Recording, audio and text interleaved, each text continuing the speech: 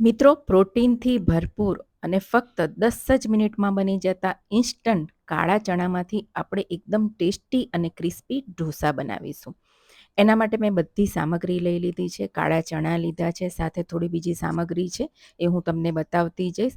કાળા ચણાને મેં પલાળી લીધા છે અને 1 કપ પલળ્યા પછી 1 કપ કાળા ચણા છે અને જુઓ પ્રોપર ઓવરનાઈટ પલાળેલા હોવા જોઈએ.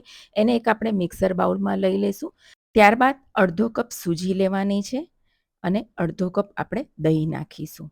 ત્યારબાદ અડધી નાની ચમચી જીરું નાખીશું, 5 થી 6 મીઠા લીમડાના પાન નાખીશું, 6 કળી લસણ નાખીશું, એક નાનો ટુકડો આદુનો નાખીશું અને 2 લીલા મરચાં નાખીશું. તીખાશ તમે તમારા ટેસ્ટ મુજબ નાખી શકો છો અને થોડા લીલા ધાણા નાખીશું. હવે મિક્સર ગ્રાઇન્ડમાં આપણે એને પીસી લેવાનું છે. જરૂર પડે એટલું પાણી નાખીને ઢોસાનું બેટર હોય એ રીતે આપણે પીસવાનું છે અને થોડું ફાઇન પીસવાનું છે. તમે જુઓ એકદમ સરસ પીસાઈ ગયું છે અને હવે એને આપણે એક બાઉલમાં કાઢી લઈશું. કોઈ પણ આથો લાવ્યા વગર બસ આટલા સ્ટેજમાં જ આપણો ઢોસા બની જશે. જુઓ એને સરસ આપણે ફેટી લઈશું. મને થોડું જાડું લાગે છે એટલે હું થોડું 2 થી 3 ચમચી જેટલું પાણી નાખીશ અને એને 1 થી 2 મિનિટ આપણે ફેટી લેવાનું છે અને ત્યારબાદ ઢાંકીને 5 મિનિટ માટે સોજીને ફૂલવા માટે રાખી દેવાનું છે. જુઓ 5 મિનિટ થઈ ગઈ છે અને આપણું બેટર એકદમ સરસ થઈ ગયું છે ઢોસા જેવું.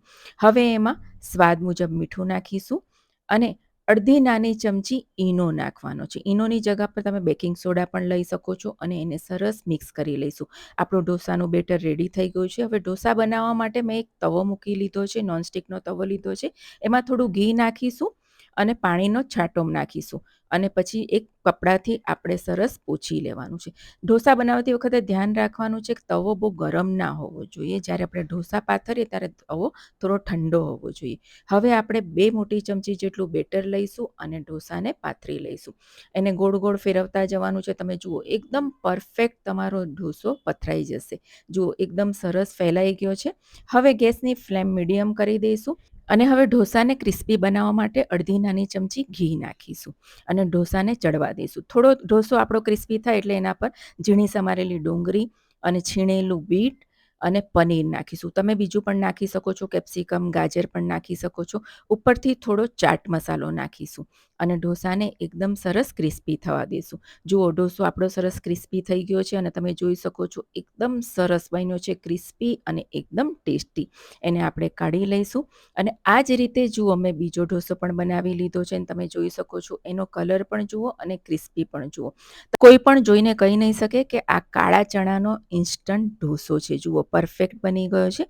હવે એને આપણે સર્વ કરી લઈશું. મેં ડુંગળીની ચટણી સાથે સર્વ કર્યો છે. એકદમ ટેસ્ટી, ક્રિસ્પી અને એકદમ હેલ્ધી, પ્રોટીનથી ભરપૂર. ડાયટ કરતા હોય અથવા જે લોકોને ડાયાબિટીસ હોય, જેને હેલ્થનો ઇશ્યુ હોય એ લોકો માટે આ ઢોસો એકદમ પરફેક્ટ છે અને એકદમ ટેસ્ટી છે. તો તમને મારી રેસીપી પસંદ પડી હોય તો ચોક્કસથી ટ્રાય કરજો. આવજો.